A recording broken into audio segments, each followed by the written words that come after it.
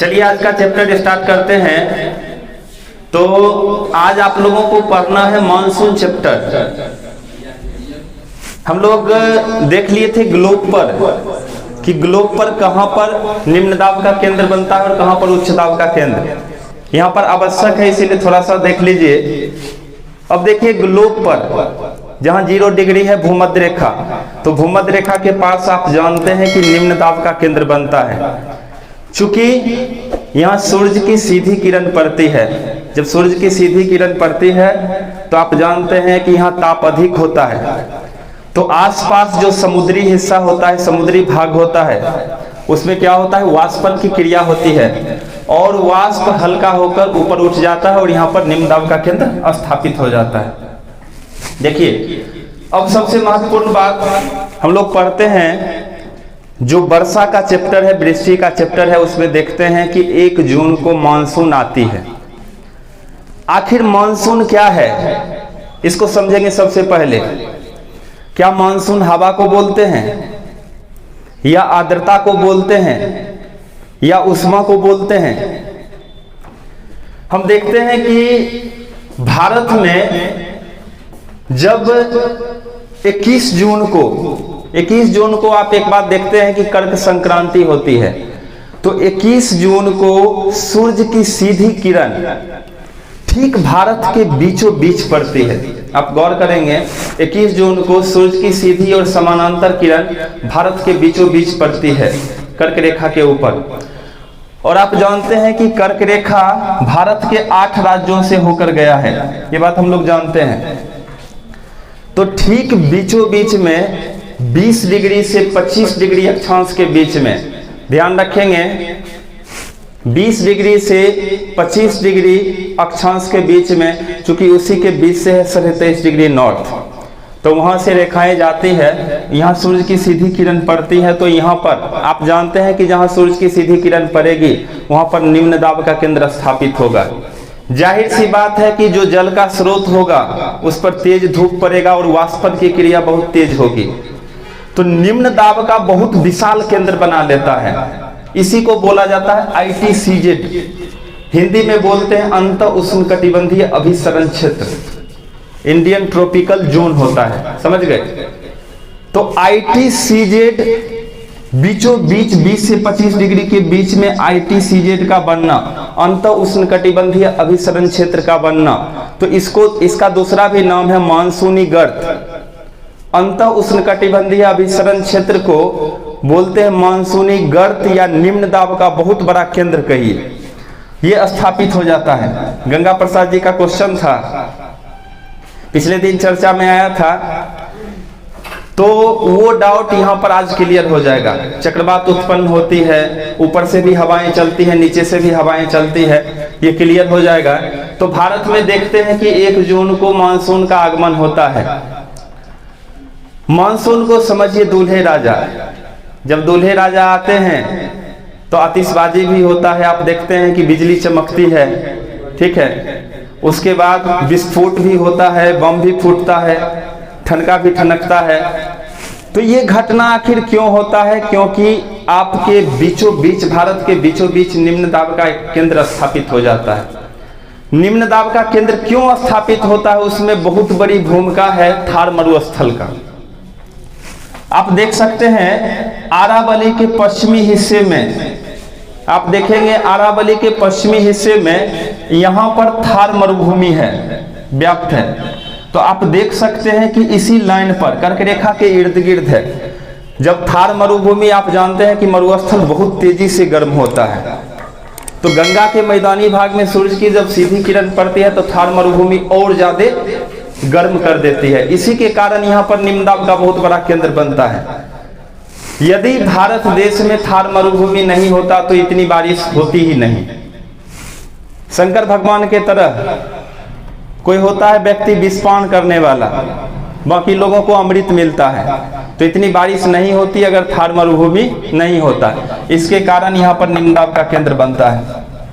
अब यहाँ पर थोड़ा सा ग्लोब में देखिए, ग्लोब पर हम देखते हैं कि जहां हाई प्रेशर यानी HP का केंद्र होता है, उच्च दाब का केंद्र, आप जानते हैं HP का केंद्र है 30 डिग्री के आसपास, तो 30 डिग्री दक्षिणी गोलार्ध और उत्तरी गोलार्ध के तरफ से हवाएं चलती है विषुवतीय निम्न दाब की ओर। उपोष्ण उच्च दाब से विषुवतीय निम्न दाब की ओर हवाएं चलती है। तो यहां पर आप पाएंगे ये जो हवा होती है, यहाँ पर ज्यादा स्पेस था नहीं इसीलिए हम डायरेक्ट बना लिए हैं। ये देखिए यहाँ पर इसको मान लीजिए 0 डिग्री, इसको आप 0 डिग्री मानिए, यानी ये आपका है भूमध्य रेखा। और सपोज कीजिए, कल्पना कीजिए कि भूमध्य रेखा से नीचे मकर रेखा होगा ही, ठीक है। तो मकर रेखा के आसपास से हवाएं कैसे चल रही है, इस हवा को क्या बोलेंगे, दक्षिण पूर्वी पवन। देखिए किस दिशा से जा रहा है, ईस्ट वेस्ट नॉर्थ साउथ, किस क्षेत्र से आ रहा है, तो इसको आप बोलेंगे दक्षिण पूर्वी पवन, ठीक है। दक्षिण पूर्वी पवन देखेंगे कि दक्षिण पूर्वी पवन क्यों चलती है, क्योंकि यहाँ उच्च दाब का केंद्र है, मकर रेखा के आसपास से चलती है विषुवत रेखा की तरफ, ठीक है। जब विषुवत रेखा के पास आती है ये हवाएं ऐसी आती है, ठीक है। और भारत की स्थिति ग्लोब पर यहाँ है, आप देखेंगे ग्लोब पर भारत की स्थिति यहाँ है 8 डिग्री 4 मिनट से 37 डिग्री 6 मिनट। जब यहां पर आती है तो एक बल काम करता है, कोरियोलिसिस बल, फेरल का नियम। आप जानते हैं कि दक्षिण पूर्वी हवा जो होती है वो दक्षिण पश्चिम हवा बन जाती है भारत देश के लिए। गौर कर सकते हैं, यहाँ आपका दक्षिण पूर्वी पवन है और यहाँ पर विषुवत रेखा के आसपास कोरियोलिसिस बल काम करता है, फेरल का नियम। तो पृथ्वी के घूर्णन गति के कारण हवा का जो रुख चेंज हो जाता है उसको क्या बोलते हैं, फेरल का नियम या कोरियोलिसिस बल। इसके कारण क्या होता है कि दक्षिण पूर्वी पवन जाना था आगे, यदि देखा जाए तो ये आगे ऐसे निकल जाती, इसका मार्ग ये था, ठीक है, पर बीच में डिविएट हो गया।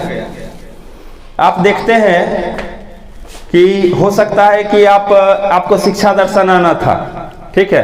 कभी कभी शिक्षा दर्शन आना होता है और रास्ते में मित्र मिल जाते हैं कि चलो बढ़िया सिनेमा लगा हुआ है, तो वहां से क्या होता है कि मार्ग हम बदल देते हैं, वहां से मार्ग बदल देते हैं और कुमार हॉल पहुंच जाते हैं। जाना था शिक्षा दर्शन तो सीधा लाइन यहाँ जाता, ठीक है, और यहाँ से मार्ग चेंज होता है। चेंज करने वाला कौन है, कोरियोलिसिस बल, फेरल का नियम। तो पृथ्वी के घूर्णन के कारण हवा का रुख चेंज हो जाता है, तो ये दक्षिण पश्चिम पवन बन जाती है। ये दक्षिण पश्चिम पवन है नहीं, बन जाती है कोरियोलिसिस बल के कारण।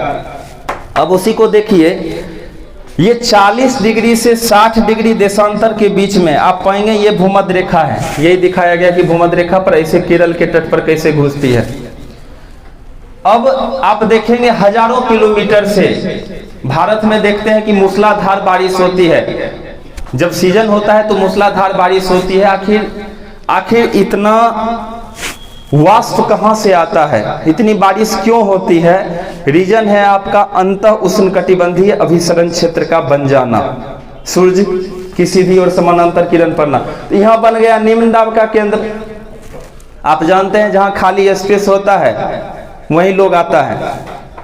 आगे का बेंच खाली रहेगा तो आगे आइएगा बैठने के लिए। जहां सीट खाली होता है तो वही होता है जहां पर वाष्प घनी होती है, जहां उच्च दाब का केंद्र होता है, वहां से हवाएं निम्न दाब के केंद्र की ओर चलती है। जैसा कि पीछे के क्लास में बताया गया था कि हवा उच्च दाब से निम्न दाब की ओर चलती है।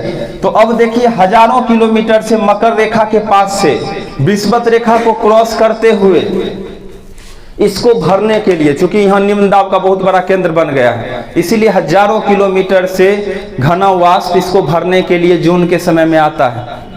समझ गए? अब इसको भरने के लिए आता है तो अब चले आइए यहाँ पर मैप पर। अब इसको समझिए।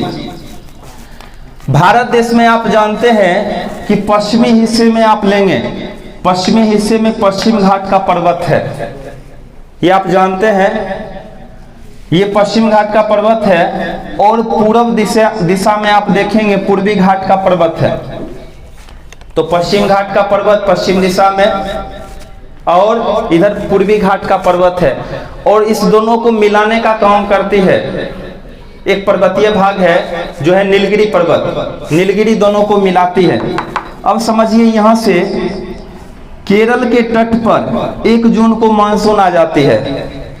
मानसून क्या होता है, ये आर्द्रता भरा, विशाल आर्द्रता भरा वो जो हवा होता है जिसके सहारे बारिश होती है, लगातार बारिश होती है, वो मानसून होता है, उसका आगमन होता है। रीजन ये है, इसको भरने के लिए ये घना वाष्प हवा के सहारे आ जाता है। अब यहाँ पर 1 जून को आता है केरल के तट पर, तो यहाँ पर केरल के तटीय भाग में मूसलाधार बारिश कराती है, और मूसलाधार बारिश कराते हुए वाष्प इतना अधिक है, इतना सघन है कि इस पश्चिम घाट पर्वत को क्रॉस करते हुए एक शाखा यहाँ पर थोड़ा सा बारिश करवाता है, और उसके बाद सीधे निकल जाती है बंगाल की खाड़ी के तरफ, आंध्र प्रदेश होते हुए बंगाल की खाड़ी के तरफ निकल जाती है। अब बंगाल की खाड़ी से आप जानते हैं जब समुद्र के ऊपर से चलती है हवाएं, वाष्प चलती है, गर्म वाष्प, तो क्या करेगी, जो ऊपरी सतह होगा, समुद्र का ऊपरी सतह होगा, वहां से भी अपने में आर्द्रता ग्रहण कर लेगी। तो यहां से बंगाल की खाड़ी से और आर्द्रता अपने में ग्रहण कर लेती है, और ग्रहण करके आगे बढ़ जाती है, और आगे बढ़ती है तो ये बहुत आगे चली जाती, ये आर्द्रता को लेकर हवा बहुत आगे निकल जाती। लेकिन आप जानते हैं कि म्यांमार में इधर एक पर्वतीय भाग है, बताइए पूर्वी भाग में एक पर्वतीय भाग है म्यांमार में, कौन सा है, अराकोन योमा पर्वत। तो अराकोन योमा पर्वत पूर्वी हिस्से में है। ये शाखा आर्द्रता भरी हुई वाष्प बंगाल की खाड़ी वाली शाखा जाती है और इससे टकराती है। तो अराकोन योमा से टकराने के बाद ये आर्द्रता, ये वाष्प की मात्रा 3 दिशा में भारत की तरफ लौट आती है, परावर्तित होकर भारत की तरफ लौटती है। आप देखेंगे एक शाखा चली जाती है नॉर्थ ईस्ट के क्षेत्र में, जहां पर जानते हैं कि मेघालय माउसिनराम के क्षेत्र में मूसलाधार बारिश होती है। दूसरी शाखा देखेंगे ब्रह्मपुत्र के मैदानी भाग में चली जाती है, और तीसरी शाखा गंगा के मैदानी भाग से होकर गुजरती है। अब बारी बारी से हम देखेंगे। सबसे पहले विचार करेंगे पश्चिमी हिस्से पर, फिर पूर्वी हिस्से पर, पूरे देश में कैसे बारिश होती है इसको समझिए। अब देखिए पश्चिमी हिस्से में आप पाएंगे कि एक मुख्य शाखा जो सघनता लिए हुए जो वाष्प की मात्रा है, ये यहाँ पर बारिश कराकर निकल जाती है। तो इसको मान लीजिए शाखा 1 नंबर इसको बोल सकते हैं, ये बंगाल की खाड़ी वाली शाखा। आप देखेंगे नोटबुक पर लिखा हुआ है, तो ये बंगाल की खाड़ी वाली शाखा हो गई। 2 शाखा अलग अलग जो है ये अरब सागरीय शाखा कह सकते हैं, जो अरब सागर के तरफ से क्रॉस करती है। अब थोड़ा सा यहाँ पर हम चाहेंगे कि एक पॉइंट के ऊपर चर्चा करें। एक क्वेश्चन पूछा गया था, वो भी साधारण नहीं, यूपीएससी का क्वेश्चन था, और क्वेश्चन इस प्रकार से था, कुछ पर्वतों का नाम दिया गया। अब इसमें पूछा गया कि दक्षिण से उत्तर की ओर व्यवस्थित करें बारिश की मात्रा, कहां कितना बारिश होता है। अब बारिश किस चीज पर डिपेंड करती है आप जानते हैं, कैसे जानते हैं, बताया गया था कि भारत देश में पर्वतीय प्रकार की बारिश होती है जनरली। तो जहां ऊंचे ऊंचे पर्वत होंगे वहां बारिश अधिक होगी, जहां पर्वतों की ऊंचाई अधिक नहीं होगी तो बारिश भी कम होगी। तो आप पाएंगे पश्चिम घाट पर्वतीय भाग में, यहां पर देखिए लिख दिया गया है अनैमुद्दी दक्षिण में, उससे ऊपर डोडा बेटा, नीलगिरी की सर्वोच्च चोटी है डोडा बेटा, फिर उससे ऊपर चलिए कुद्रेमुख कर्नाटक में, फिर मुलनगिरी महाबालेश्वर महाराष्ट्र में। तो बढ़ती ऊंचाई के हिसाब से आप देखते हैं कि बारिश की मात्रा घटते जाती है। आखिर ऐसा क्यों हुआ? ये जो मात्रा है, रीजन है कि दक्षिण भारत के तरफ पश्चिम घाट का जो पर्वतीय भाग है, यहाँ ऊंचा ऊंचा पर्वत है, फिर धीरे धीरे छोटा होता चला गया। ऐसा आखिर क्यों हुआ, हम दीपक बाबू से जानना चाहेंगे। आर्द्रता कम जाता है, समुद्र से नहीं, आर्द्रता तो कम जाता है, मानते हैं। आखिर क्या कहते हैं कि पर्वतों की जो ऊंचाई है वो कम है दक्षिण से उत्तर की ओर, ऐसा क्यों है? बताइए, कोई बताइए।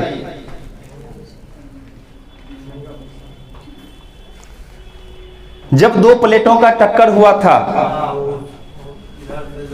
हाँ, जब दो प्लेटों का आपस में टक्कर हुआ था, ये बहुत पहले की बात है, कार्बोनिफेरस युग में चले जाइए, आज की बात नहीं है। जब दो प्लेटों का आपस में टक्कर हुआ था तो इस प्रकार से जानते हैं कि जो भारी प्लेट होता है वो नीचे बैठता है और हल्का प्लेट ऊपर आता है। तो प्लेट की स्थिति कुछ इस प्रकार से हुई थी, ऐसे। तो इसमें क्या हुआ कि ये जो ऊपर वाला प्लेट था इसको इस प्रकार से क्रॉस कर गया, तोड़ दिया, तो इसकी ऊंचाई सीढ़ीनुमा हो गई, समझ गए। तो प्लेटों के टक्कर के कारण ये भौगोलिक स्थिति बना है जिस पर बारिश डिपेंड करती है। तो आप जानिए, अनैमुद्दी, डोडा बेटा, कुद्रेमुख, मूलनगिरी, महाबालेश्वर, तो इस प्रकार से बारिश की मात्रा घटते चली जाती है दक्षिण भारत से उत्तर भारत की ओर। अब एक बात और जानिए, अरब सागर शाखा हम विचार करेंगे। एक तो बंगाल की खाड़ी शाखा है, उसको अलग से विचार करेंगे, जो अराकोनियमा पर्वत से टकराती है और भारत में बारिश करवाती है। आप गौर करेंगे, जो अरब सागरीय शाखा है ये किस प्रकार से बारिश कराती है। अब इसमें भी एक चीज जानते हैं, उम्मीद करते हैं कि आप लोगों को भी पता होगा। बताइए, थाल घाट, भोर घाट और पाल घाट के बारे में जानते हैं? कौन बता सकते हैं? स्वीटी बताइए। थाल घाट, भोर घाट और पाल घाट। तो हम आपसे जानना चाहेंगे कि ये जो घाटी का निर्माण हुआ वो कैसे हुआ है।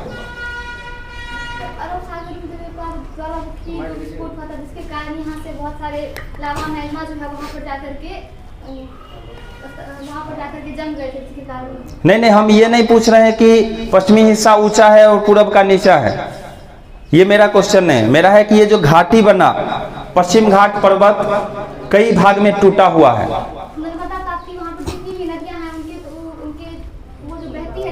नर्मदा ताप्ती तो ऊपर में बहती है उत्तरी भारत में। दक्षिण भारत में पाल घाट कहाँ से आया? थाल घाट, भोर घाट, पाल घाट वो तो नीचे है ना। बैठिए, ये भी जान लीजिए, थाल घाट, भोर घाट और पाल घाट, आप जानते हैं कि पश्चिम घाट पर्वत में यहाँ पर घाटी बन गई है। और घाटी बनने का रीजन क्या है ये समझ लीजिए।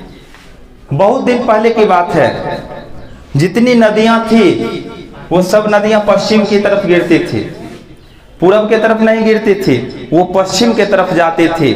लेकिन जब प्लेटों का टक्कर हुआ उससे पहले की बात है, समझ गए। प्लेटों का जब टक्कर हुआ उससे पूर्व की स्थिति थी, वो पश्चिम की तरफ जाती थी। इसीलिए पश्चिम घाट के पर्वतीय क्षेत्र में कई कटा छटा क्षेत्र बन गया, जिसको हम जानते हैं थाल घाट, भोर घाट, पाल घाट। अलग अलग घाटी का पाल घाट कहाँ है? केरल में। थाल घाट और भोर घाट महाराष्ट्र के क्षेत्र में आता है। तो आप जानते हैं सेनकोटा नीचे है तमिलनाडु के क्षेत्र में। ये कैसे बना? रीजन था कि पहले सारी नदियां किधर गिरती थी? इधर गिरती थी। तो इधर गिरेगी पूरे वेग के साथ, ये भाग नीचा था, ये भाग ऊंचा था, समझ गए। इसीलिए थाल घाट, भोर घाट और पाल घाट का निर्माण हुआ, समझ गए। लेकिन बाद में क्या हुआ कि जब दो प्लेटों का टक्कर हुआ, जब टक्कर हुआ उसके बाद क्या हुआ कि इस भाग में प्रायद्वीपीय भाग जब टकराया था तो यहां पर ज्वालामुखी उद्गार हुआ और यहाँ पर भयंकर ज्वालामुखी उद्गार हुआ। ज्वालामुखी उद्गार में जानते हैं कि लावा, राख, भाप, जो द्रवित भाग होता है मैग्मा, ये सब क्या होता है कि बाहर से निकलकर ऊपर की तरफ आता है। तो यहाँ से लावा, इसको इतना ज्वालामुखी उद्गार लगातार हुआ कि इस भाग को भर दिया, पश्चिमी भाग को भर दिया। तो पश्चिमी भाग हो गया ऊंचा, पूर्वी भाग हो गया नीचा, इसीलिए नदी का प्रवाह बदल गया, समझ गए। हालांकि ये बहुत महीनी बात है थाल घाट, भोर घाट, पाल घाट के बारे में, लेकिन जानना चाहिए। जब जानते हैं तो आप कोशिश करते हैं कि कॉन्सेप्ट जानिए क्या हुआ था। तो यहाँ पर ज्वालामुखी उद्गार हुआ, इस क्षेत्र को भरता चला गया, तो ये भर गया, ये क्षेत्र ऊंचा हो गया, नीचा हो गया। अब जाहिर सी बात है कि एक कॉमन क्वेश्चन कभी कभी आता है कुछ जगह दे देगा कि यहाँ पर कहाँ सुखाड़ की समस्या आती है, सुखाड़ की समस्या कहाँ आती है, कुछ जगह देगा, आप अनुमान लगा सकते हैं। उसमें कुछ याद रखना नहीं होता है, कॉन्सेप्ट होता है। अब सुखाड़ की समस्या, जाहिर सी बात है कि पूर्वी भाग, पश्चिमी भाग ऊंचा है, पश्चिमी भाग ऊंचा है, तो ऊंचा पर क्या होता है कि इधर नदी आएगी नहीं, नदी ठीक विपरीत दिशा में जाएगी, तो सुखाड़ की समस्या जब आएगी तो पश्चिम के क्षेत्र में आएगी। तो आप उसमें ढूंढ लेते हैं कि पश्चिमी क्षेत्र कौन है, उसमें मार देंगे टिक। हर चीज याद नहीं रखना होता है, कुछ कॉन्सेप्ट होता है।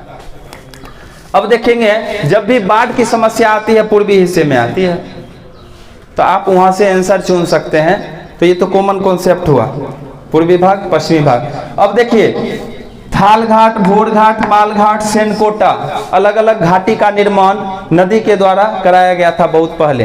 तो अरब सागर की जो शाखा है, इसमें क्या है, ये आर्द्रता भरा हुआ ये हवा है।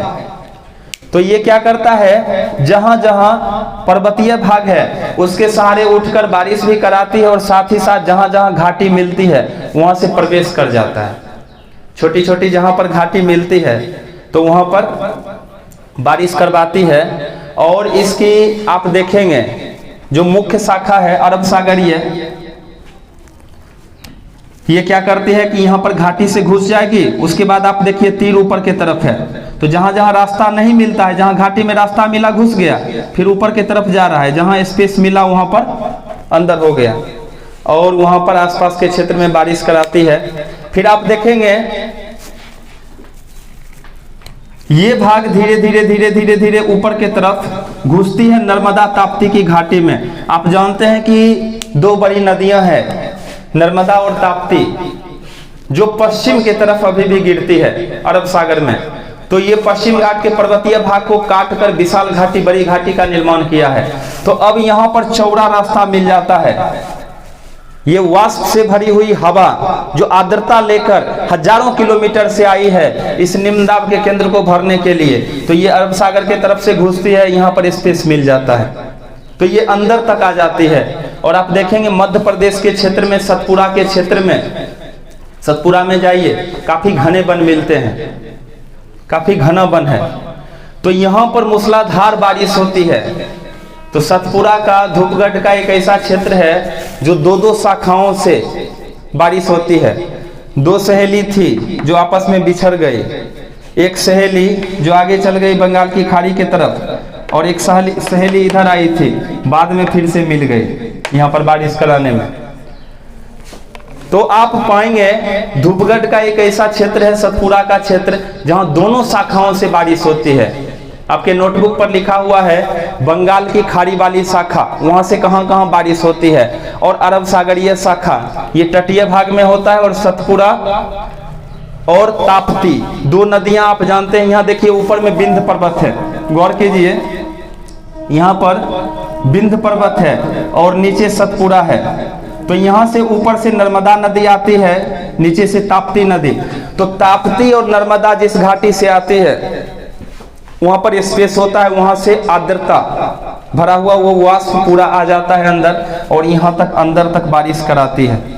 फिर आप देखेंगे एक जो डायरेक्ट 40 डिग्री से 60 डिग्री के बीच में एक सीधी वाष्प की मात्रा, घनी सघन वाष्प की मात्रा ये सीधी चली आती है। अब देखेंगे ये कच्छ के क्षेत्र से होते हुए ये हवाएं आती है, और यहाँ है अरावली पर्वत। आप जानते हैं कि राजस्थान के बीचों बीच में अरावली पर्वत है। अब बताइए कि यहाँ पर थार मरुभूमि क्यों बना, क्यों व्याप्त हुआ? दूसरी बात, सबसे पहले ये चर्चा करना है कि आखिर यहाँ पर बारिश क्यों नहीं होती है। अरावली पर्वत का सीधा समानांतर पड़ से बगल से बात निकल जाती है। इससे भी बड़ा रीजन कुछ है, इससे भी बड़ा रीजन कुछ है, बताइए। एक तो आपका समझ गए, इनका कहना बिल्कुल सही है। देखिए बारिश कराने के लिए कॉन्सेप्ट क्या है, आप जानते हैं कि एक पर्वतीय भाग होता है, ठीक है, पूर्वी या पश्चिमी पवन चलती है, और पवन के सहारे पवन धीरे धीरे धीरे धीरे धीरे धीरे पवन चल रही है। अब क्या होता है कि पर्वत के सहारे आगे में पर्वत मिल जाता है, विशाल पर्वत लगातार, तो पर्वत को क्रॉस करने के लिए हवाएं धीरे धीरे धीरे धीरे ऊपर की तरफ उठती है। जब उठती है तो प्रत्येक 165 मीटर पर 1 डिग्री सी टेम्परेचर कम होता है और उसका सघनता यानी क्या कहते हैं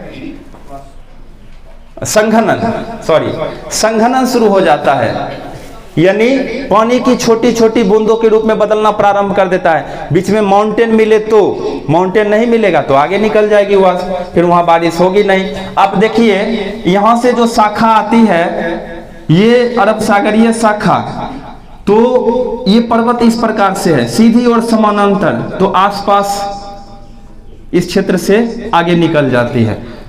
यदि ये पर्वत इधर होता, पवन पुत्र हनुमान उठते बजरंगबली और इस पर्वत को अरावली को घुमाकर ऐसे कर देते, सीधा कर देते, या खुरपी लेते, खुरपी से ही पर्वत को काट के फेंक देते, तो जो भी आंशिक बारिश भी होती है नहीं होता।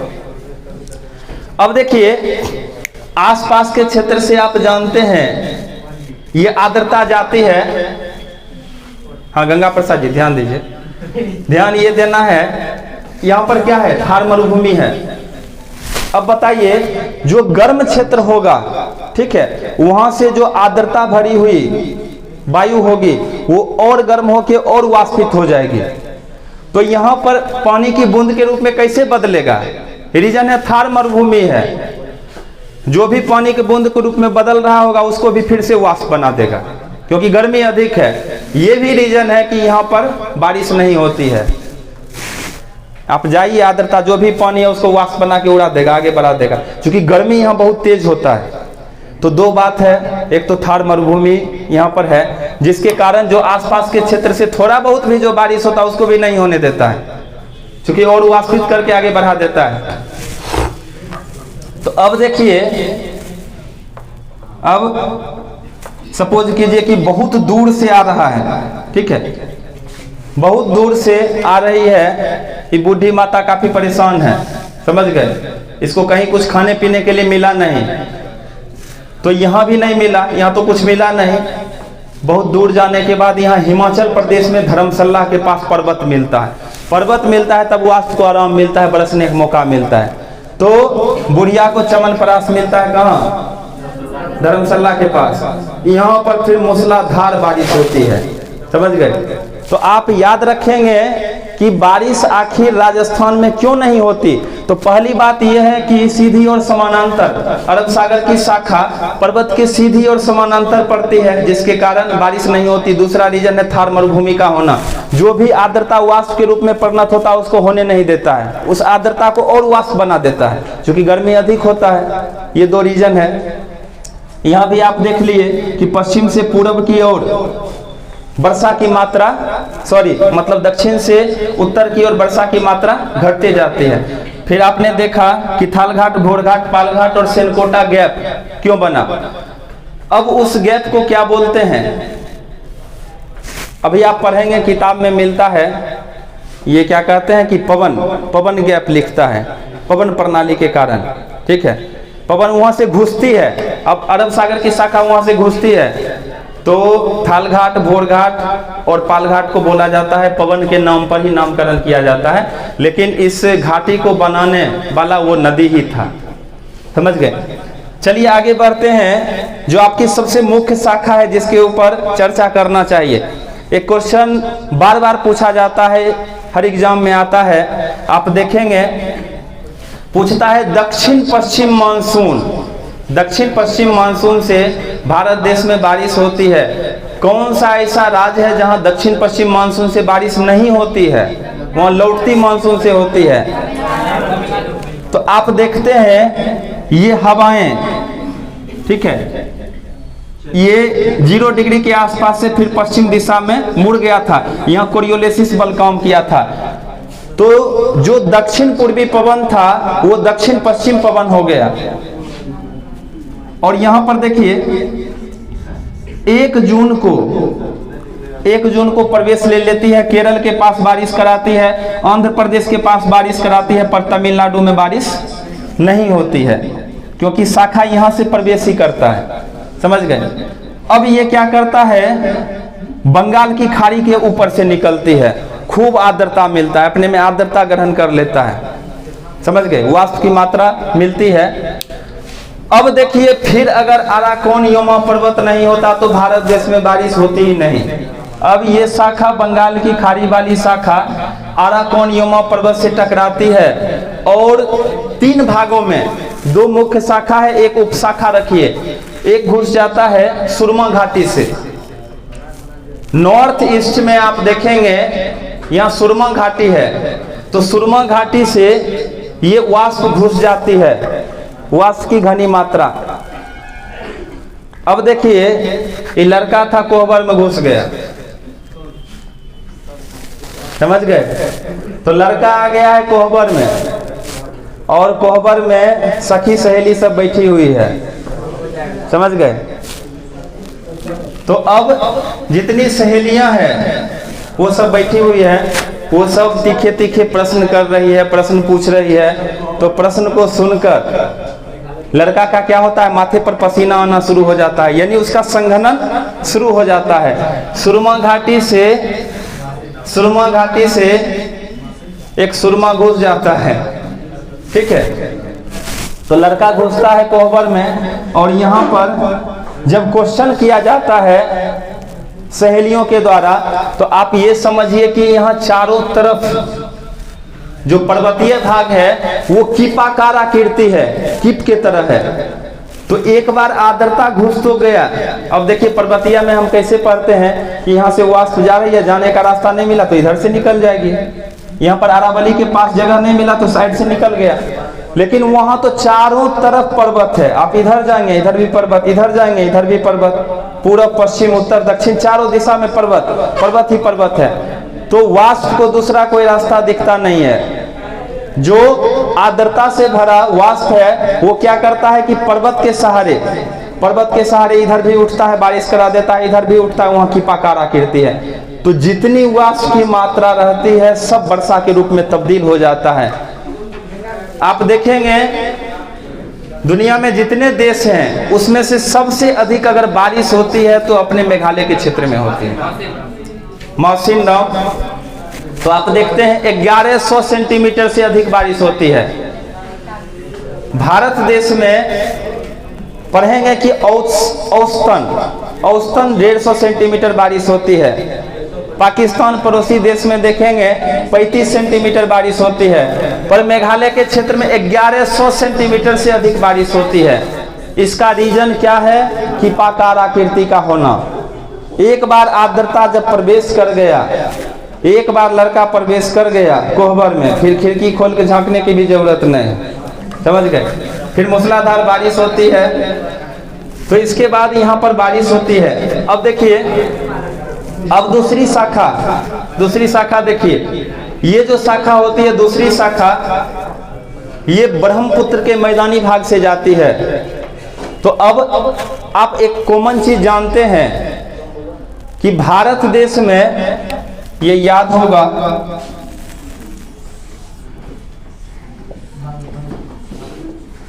(43% मैदानी भाग है। हम जानते हैं कि 43% मैदान है भारत में और 30% पर्वत है और पठार है 27%। तो अब देखिए दोनों को ऐड करेंगे तो 57% लगभग आता है। 57% हिस्सा पर पर्वत और पठार दोनों है, यानी भारत पर्वत और पठार से भरा पड़ा है। बारिश कराने के लिए मुख्य कारक है पर्वत के सहारे वाष्प को उठकर मौका मिल जाता है बारिश कराने का। तो अब देखिए इससे भी मुख्य शाखा आप देखेंगे, ये जो शाखा है जो गंगा के मैदानी भाग से जाती है, ये बहुत दूर तक बारिश कराती है। अब ये शाखा आप पाएंगे, ये शाखा जाकर मिल जाती है, मध्य प्रदेश तक पहुंच जाती है, सतपुरा के क्षेत्र में पहुंच जाती है और वहां काफी घने वन मिलते हैं। आप देखेंगे कि सतपुरा के क्षेत्र में मोर पाया जाता है और मोर वैसा ही क्षेत्र में होता है जहां घना वन हो, सदाबहार वन हो, जहां बारिश अधिक होता हो, इस क्षेत्र में होता है। तो सघन वन पाया जाता है। अब देखिए, हम चाहेंगे कि आप भारत में बारिश कैसे होती है, किस प्रकार से बंगाल की खाड़ी की शाखा जाती है और पर्वत के सहारे उठकर बारिश कराती है, इस चीज को समझ रहे हैं। हम चाहते हैं कि पिछले क्लास में गंगा प्रसाद जी का एक क्वेश्चन था, उसको हम क्लियर कर दें। आपका क्वेश्चन ये था कि सर ऊपर से जो आती है, ऊपर से भी हवा आती है, नीचे से भी हवा जाती है, अब उसका देखिए क्या रास्ता है। कभी नाम सुने चक्रवात का? सुनते हैं चक्रवात, साइक्लोन। चक्रवात उत्पन्न होता है, आखिर कैसे होता है? दो हवाओं के टक्कर से चक्रवात उत्पन्न होता है। अब देखिए यहां पर ग्लोब में देखिए 30 डिग्री के आसपास से एक हवा आ रही है, उच्च दाब से, एचपी के केंद्र से लो प्रेशर के तरफ से। तो भारत बताइए 8 डिग्री 4 मिनट से 37 डिग्री 6 मिनट उत्तरी अक्षांश पर अवस्थित है। तो 30 डिग्री के आसपास से ऊपर से पवन चलेगी, ऊपर से पवन चलेगी और नीचे से दक्षिण पश्चिम पवन चलेगी। दक्षिण पश्चिम पवन नीचे से चलेगी और ऊपर से भी एक हवा आ रहा है, जो हम जानते हैं कि एचपी के केंद्र से आ रहा है, 30 से 35 डिग्री के आसपास से ऊपरी हिस्सा से आ रहा है। अब ये समुद्री हिस्से में दोनों आपस में मिलती है। अब गौर कीजिए, यहाँ पर देखते हैं साइक्लोन कैसे उत्पन्न होता है, चक्रवात। आप देखेंगे जो मैप वाला फिगर बनाया गया है उसमें दर्शाया गया है। नीचे से ही देखिए, नीचे देखिए यहाँ पर जहाँ पूर्वी घाट पर्वत कटा हुआ है, कटा छटा क्यों है? क्योंकि जानते हैं कि 80% से अधिक नदी जो है वो पश्चिम से पूरब की ओर गिरती है। जब पूरब के तरफ आती है तो पूर्वी घाट पर्वत को कई जगह क्रॉस कर दी है, तो काट दी है। यहाँ पर देखिए कावेरी नदी, अब यहाँ से कावेरी नदी गिरती है, यहाँ देखेंगे कृष्णा नदी गिरती है, फिर देखेंगे गोदावरी नदी गिरती है, महानदी गिरती है। तो ये नदियां बंगाल की खाड़ी में गिरती है। तो ये कटा छटा क्षेत्र हो गया। अब इस क्षेत्र से देखिए कैसे साइक्लोन प्रवेश करता है, चक्रवात प्रवेश करता है। ऊपर से हवा आ रही है, ठीक है, ऊपर से ठंडी हवा आ रही है, नीचे से गर्म विषुवत रेखा के आसपास। इसका टक्कर देखिए बंगाल की खाड़ी में हो जाता है, ठंडी वायु और गर्म वायु का चक्कर, दोनों का टक्कर होता है, तो यहाँ चक्रवात उत्पन्न हो जाता है, साइक्लोन। जब चक्रवात उत्पन्न होता है तो यहाँ देखिए पर्वतीय भाग है, पूर्वी घाट का पर्वत, तो पूर्वी घाट के पर्वतीय भाग से जो कटा छटा, जो कावेरी नदी काट कर बना है, इस घाटी से ये आर्द्रता अंदर के तरफ घुस जाती है और साइक्लोन के कारण, चक्रवात के कारण अंदर तक बारिश कराती है। यहाँ आप पाएंगे प्रायः 150 सेंटीमीटर बारिश होती है, समझ गए। आगे देखेंगे, आगे पर जहां पर कृष्णा नदी काटती है तो उस घाटी से भी घुस जाती है। ऊपर से हवा 30 डिग्री के आसपास से आती है, नीचे से भी हवाएं चलती है। अब इसमें क्या होता है कि अंदर तक घुस जाती है और 150 सेंटीमीटर बारिश होती है। फिर आप पाएंगे गोदावरी नदी जहां पर घाटी बनाई है, वहां भी ऊपर से पवन आती है और नीचे से ठंडी वायु गर्म वायु आपस में टकराएगी। तो देखिए फिगर में आप देख लीजिएगा, जहां पर मानचित्र बनाकर हम दिए हैं मानसून चैप्टर वाला, उसमें देखिए ये गोल गोल दिखाई दे रहा है, मतलब साइक्लोन, चक्रवात का उत्पन्न होना। आप जानते हैं चक्रवात में क्या होता है कि ठंडी वायु गर्म वायु टकराती है, गर्म वायु हल्की होती है, तो गर्म वायु न्यून कोण बनाते हुए, गर्म वायु क्या करती है कि न्यून कोण बनाते हुए ठंडी वायु पर आरूढ़ हो जाती है और उससे भी आर्द्रता ग्रहण कर लेती है। अब पास में घाटी मिलता है तो अंदर तक घुस जाती है और अंदर तक बारिश कराती है। आप देख सकते हैं कि कावेरी घाटी से जो घुसती है ब्रह्मगिरी पहाड़ी तक बारिश कराती है। पश्चिम घाट के पर्वतीय भाग में है ब्रह्मगिरी पहाड़ी, कावेरी नदी घाटी से घुसती है। यहाँ से साइक्लोन कृष्णा नदी घाटी से जब साइक्लोन घुसती है तो यह महाबालेश्वर तक बारिश कराती है। तो आप पाएंगे पश्चिम घाट तक वो जो बारिश होती है, हालांकि इसको कहेंगे कि ये चक्रवातीय बारिश है, लेकिन सबका एक ही रूप है। चूंकि निम्न दाब का केंद्र बना है इसीलिए हजारों किलोमीटर से ये घना वाष्प आया है जिसके कारण बारिश हो रही है, लेकिन इसमें कुछ होता है, चक्रवात उत्पन्न हो जाता है जिसके कारण बारिश होती है। इसमें आप देखते हैं खास करके इस महानदी के क्षेत्र से जब जाती है महानदी के क्षेत्र से आर्द्रता अंदर घुसती है, तो आप देखेंगे छत्तीसगढ़ के क्षेत्र में मूसलाधार बारिश कराती है। और छत्तीसगढ़ को क्या बोलते हैं? धान का कटोरा। वहाँ धान की खेती अधिक होती है। क्यों होती है? क्योंकि वहाँ साइक्लोन उत्पन्न होता है, चक्रवात, समझ गए, और अंदर तक बारिश कराती है। अब छत्तीसगढ़ में बारिश होती थी, छत्तीसगढ़ में उत्पादन होता था और नाम होता था पूरे मध्य प्रदेश का। इसीलिए छत्तीसगढ़ अपना बंटवारा कर लिया कि धान का कटोरा को हम अपने पास रखें, समझ गए। तो छत्तीसगढ़ उसके बाद अलग हो गया। तो आपने देखा साइक्लोन भी देखा। अब क्या होता है? अब अंतिम चर्चा, अंतिम पड़ाव में चलते हैं। आपने देखा अरब सागरीय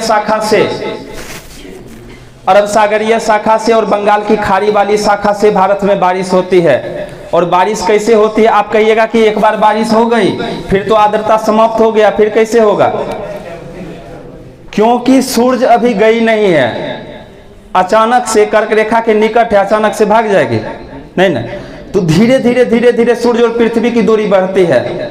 तो जब तक निकट होता है तो गर्मी होती है, यानी निम्न दाब फिर क्रिएट होता है और फिर से वाष्प को खींचते रहता है। जब ये दूरी बढ़ती है तो इसको समझिए ITCZ ये जो केंद्र बना है 20 से 25 डिग्री के आसपास, जब सूर्य की सीधी किरण, जब सूर्य यहाँ होता है सीधी किरण पड़ती है तो निम्न दाब का केंद्र यहाँ होता है। जब पृथ्वी खिसकती है तो अब सूर्य यहाँ पर सीधी किरण पड़ती है, समझ गए।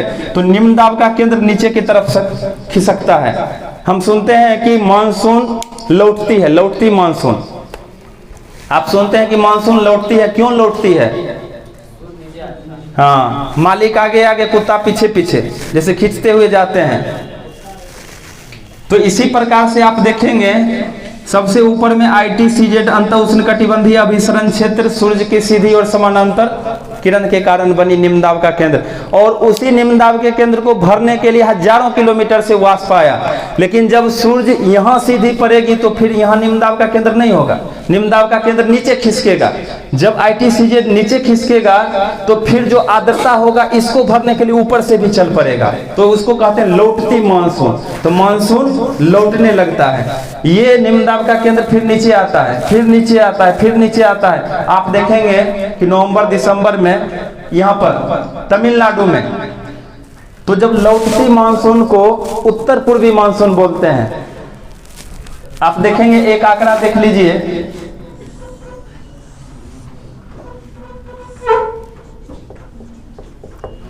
74% जो बारिश होती है भारत देश में, ये है दक्षिण पश्चिम मानसून से, ठीक है। उसके बाद देखिए 13% बारिश होती है उत्तर पूर्वी मानसून से, 10% बारिश होती है, ये होता है मानसून पूर्व वर्षा, और 3% बारिश होती है, ये चक्रवातीय बारिश होती है, ये है वर्षा।